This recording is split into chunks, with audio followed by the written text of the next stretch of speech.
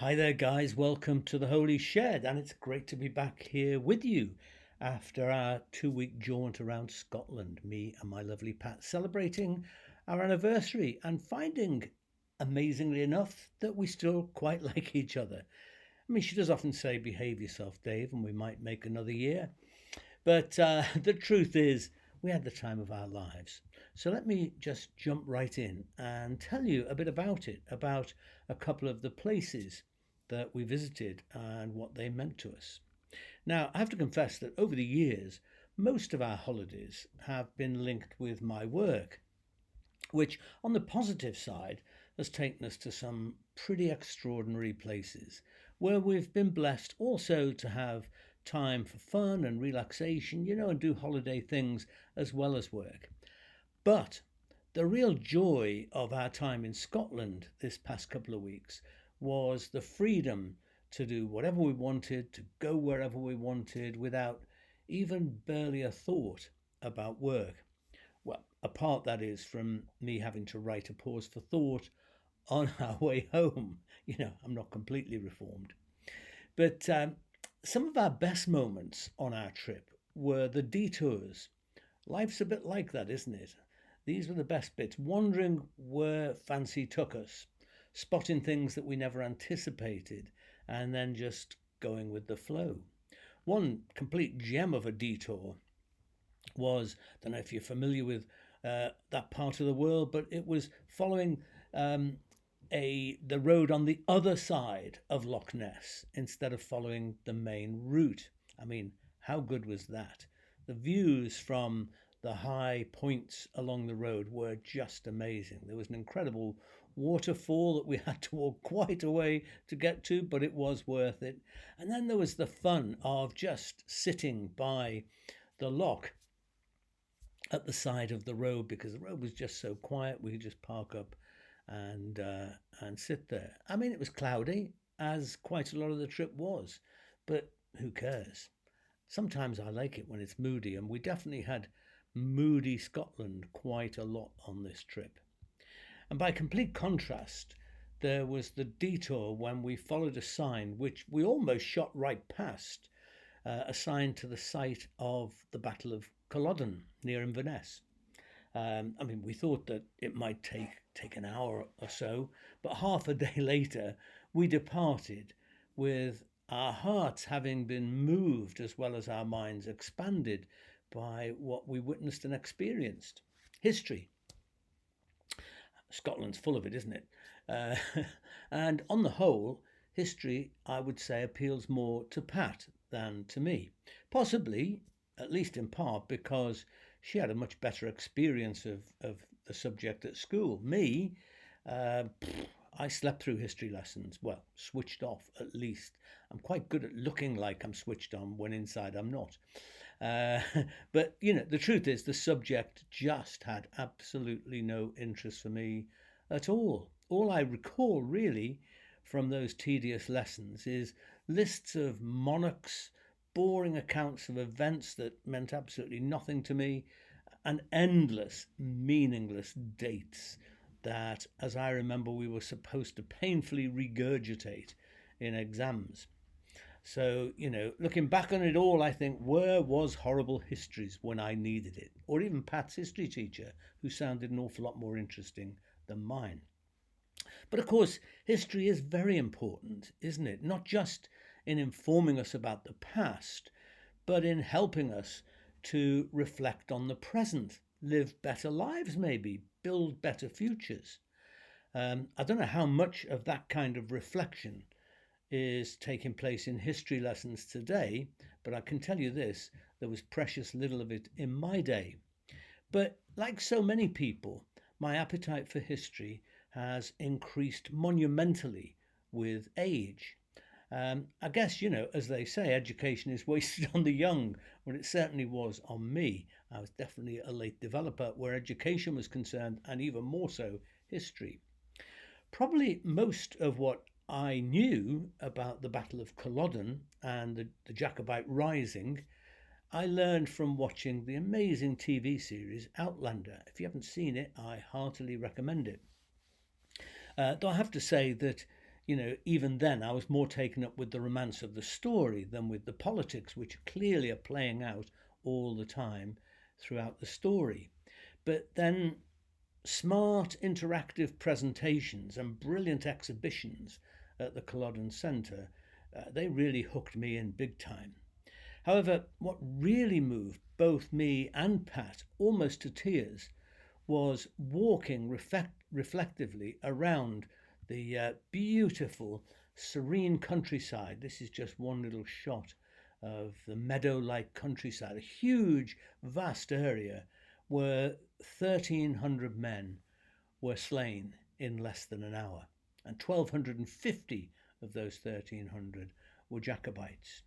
And there was just so much to see, but just strolling around this beautiful piece of countryside, it was hard to imagine what had taken place there those years ago. But there were sort of various items around to make you remember, not least this stunningly beautiful cairn. But actually, there were lots of little memorial stones to different particular tribes, clans rather, of people, Highlanders who were involved in the battle. And it's worth noting that the stuff that we've been considering in recent holy sheds, King Charles pledging to maintain Protestant Reformed religion and all of that traces back to this period of history and the religious power struggles that were going on at the time. I mean, God only knows how much blood has been spilt over the centuries on account of religion mixed with politics and the lust for power. Another exciting diversion on our jaunt around Scotland was Pat's spontaneous urge for us to drop in on the gorgeous East Lothian town of Dunbar, which we discovered has got a lovely coffee shop, excellent coffee. And oh my goodness, I'll tell you what we also discovered was flocks of kittiwakes nesting in the remains of the old castle and the surrounding cliffs. I mean, this is just a tiny little shot. As soon as we walked around the corner from the high street onto the seafront, lovely coffees in our hand, we were spellbound by the sight and sound of these birds. In case you don't know, kittiwakes are small members of the gull family who nest, as I say, on cliff face ledges and old castles apparently too. And get this, they spend all the winter months out at sea.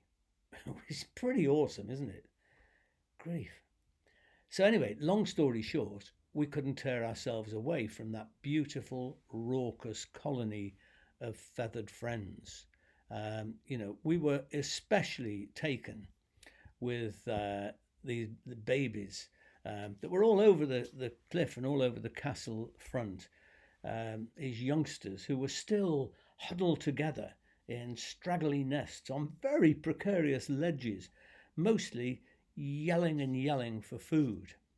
And interestingly enough, mixed in with this colony, there were a few herring gulls, like this young herring gull. There were quite a few of them who were trying like hell to convince themselves to launch out on the wing. They were jumping up and down like as if it would just suddenly happen to them, and then thinking, nah, stay down here on the rock.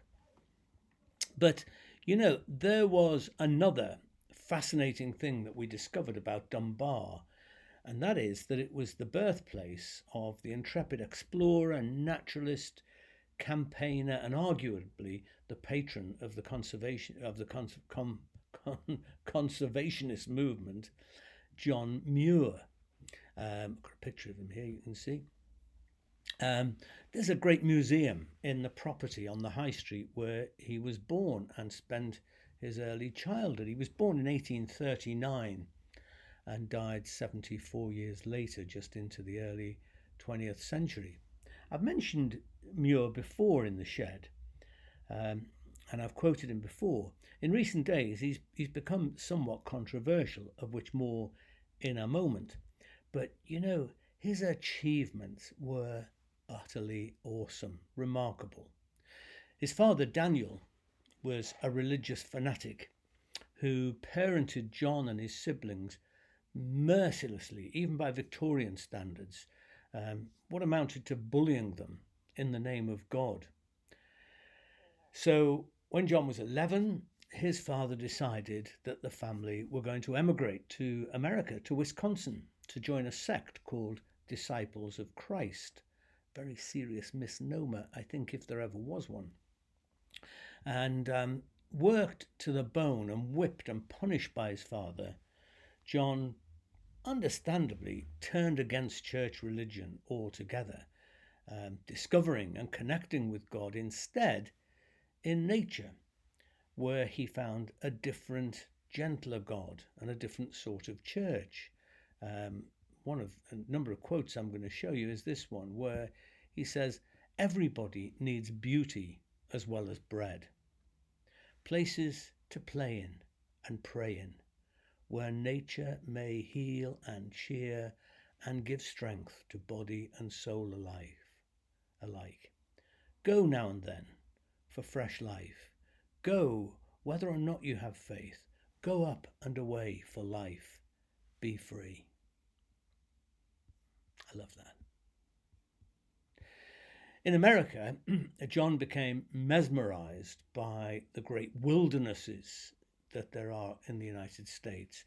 But in equal measure, he was perturbed by the impact that he saw human intervention was having on those wildernesses. And to cut a really long story short, John Muir eventually became the father of the great American national parks, convincing Roosevelt and other presidents to launch conservation programs in places like the Yosemite Wilderness, Mount Rainier, the Petrified Forest, and Grand Canyon, and so on and so forth.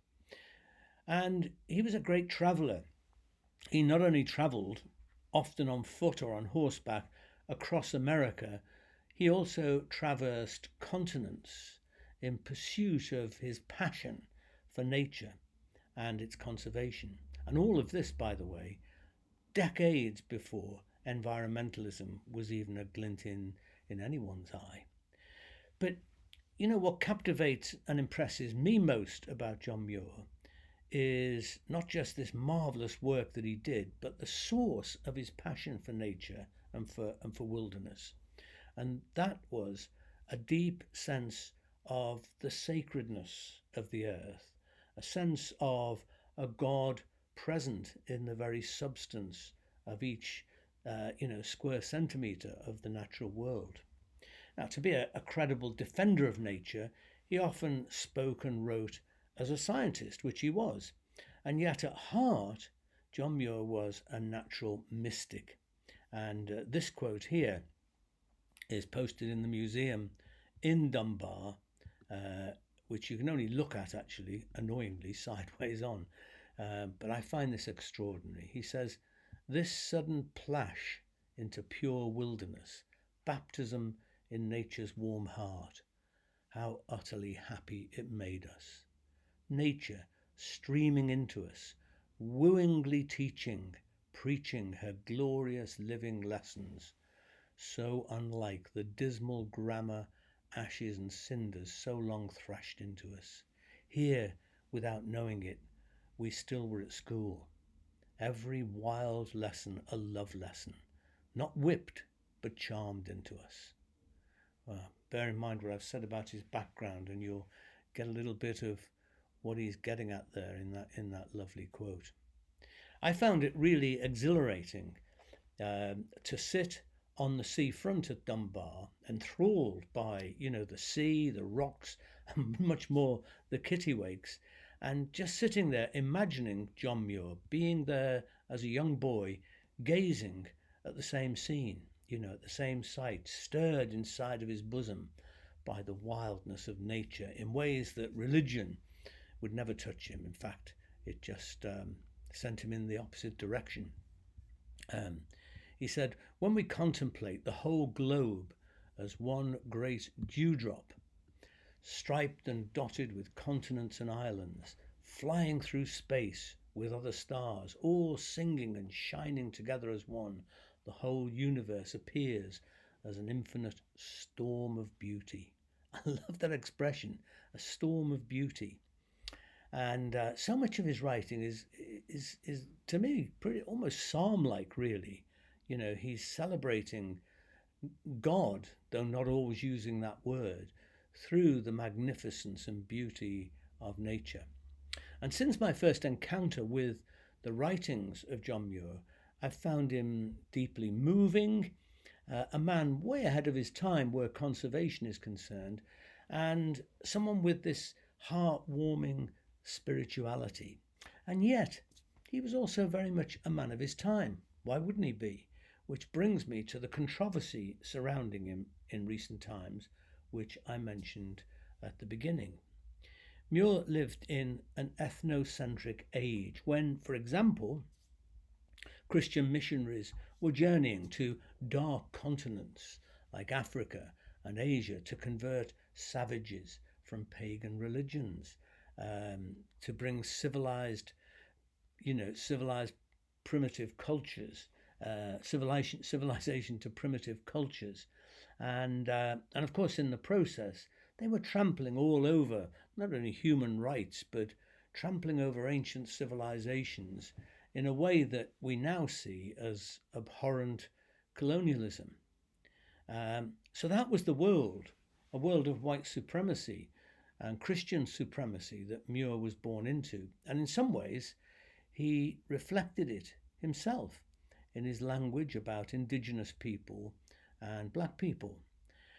So it's no surprise that, in an age of Black Lives Matter and all of that stuff, that searching questions are now being raised about a man who is so influential in American public life. I mean, he's much more well known in America than in his native Scotland.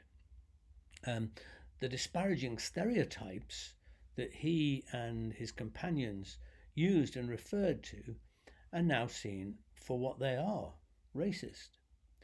But the question you have to ask is it that straightforward? Many people have jumped to his defense, pointing to many of his writings where he spoke much more positively about indigenous people in particular and their gentle imprint on nature compared with that of many white farmers and loggers. It's also pretty apparent that he evolved as a person and altered his attitudes and language about other people as time went on. He wrote this, for instance, to a friend. Have I got the right one there? Oh, for goodness sake, David. No. Yeah, this is what he wrote. Yeah, sorry about that. We all flow from one fountain soul. All are expressions of one love. God does not appear and flow out only from narrow chinks and round bored wells here and there in favoured races and places, but he flows in grand undivided currents, shoreless and boundless, over creeds and forms and all kinds of civilizations and peoples and beasts, saturating all and fountainizing all. Well, I, for one, just say a huge amen to that. I'm sure you do too. But is it that simple? Important questions are raised here. What are we to make of someone like John Muir in the light of present day culture wars, when many will choose to cancel him because of his perceived racism? But then how legitimate is it to judge someone in a very different age, a different time, by the standards of our own age? And what if, as certainly appears to be the case with John Muir, that those people alter their attitudes later in life? Is it possible to appreciate and celebrate the positive aspect of a person without turning your back on or turning a blind eye to, without ignoring the negative sides that were there too. I think in life in general, it would be pretty depressing if we couldn't do that, really. I wonder where I'd be. Um, Maybe it's more complicated, actually, than whether or not a particular person held racist or sexist or homophobic or ableist views, or even whether or not they recanted them later. Maybe the issue is more to do with the ongoing consequences of attitudes and actions. For example, according to the United States National Park data, 77% of visitors to the parks are white. 77% are white, whilst people of colour actually make up 42% of the population. I think that's devastating and saddens me enormously. How much John Muir can be held responsible for it, I think, is doubtful, though the fact is he was part of creating an institution that still results in non-white people feeling less welcome in national parks than white counterparts. Personally, aside from some penetrating questions that I still haven't entirely resolved, I am left with the reality that I do read John Muir's writings and find my heart warmed and stirred by what I read. And at the same time, I also stand solidly with the cause of movements like Black Lives Matter.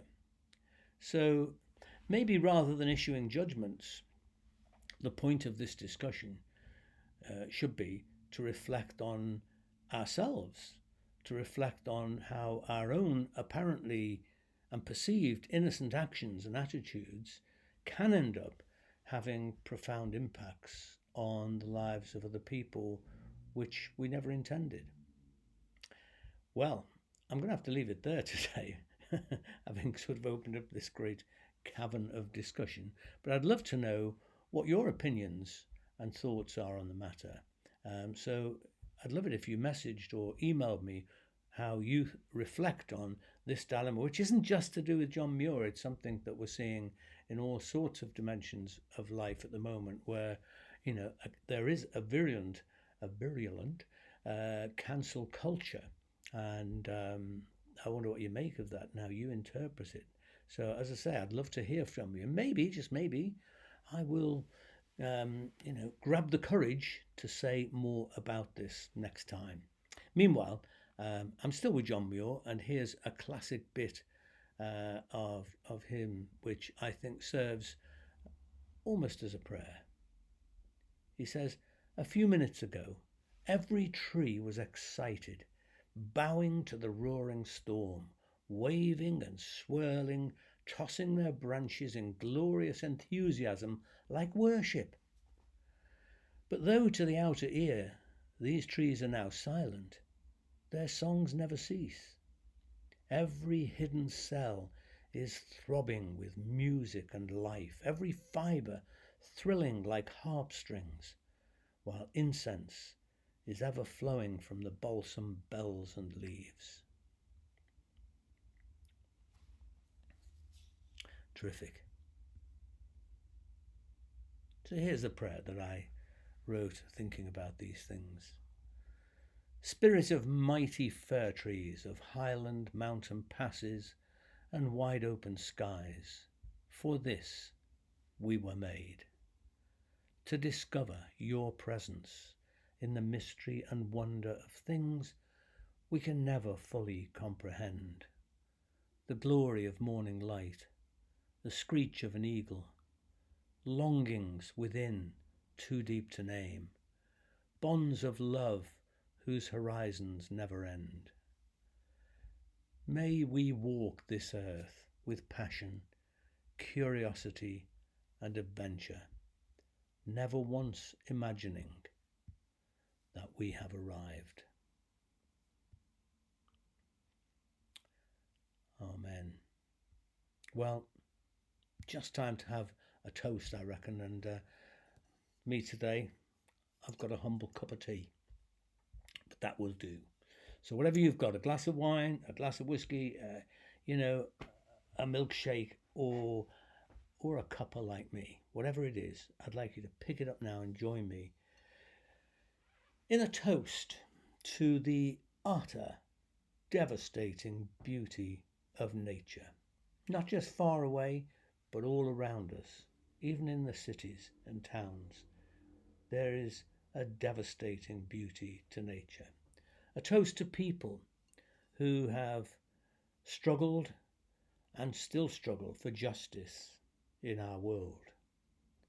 And a toast to every single expression of creation that reveals to us the wonder and mystery of God. And you may have your favourites, as I do. To life, l'chaim. Fantastic. Well, it's been great spending this little bit of time with you. If you like what I'm doing in the Holy Shed, you can buy me a coffee. Probably better than this tea, which is nearly gone cold. All you have to do is follow the link which is on the screen. It's also always at the top of posts on the Holy Shed Facebook page. And you can choose whether to buy us a coffee or 2 coffees or whatever. And we are deeply grateful for all those of you who support us occasionally and regularly or whatever in this way and lots of other ways too. It really is much appreciated. And there you go. That's about it really for now. I've got quite a busy week coming up. I don't know about you. So it's worth going into it with a sensitivity to the fact that we have a choice. We can just go through it all unaware of other people and of what's going on round about us, or we can connect. Always connect. Be kind to people around you. Be kind to this wonderful world that we've heard about through John Muir today. Be kind to yourselves, because it's out of that well that all our kindness to others can flow. So stay human. And I'm going to finish by just giving you a little clip of film of the Kittiwakes as we saw them this last week. Stay human, and I'll see you very soon. Enjoy.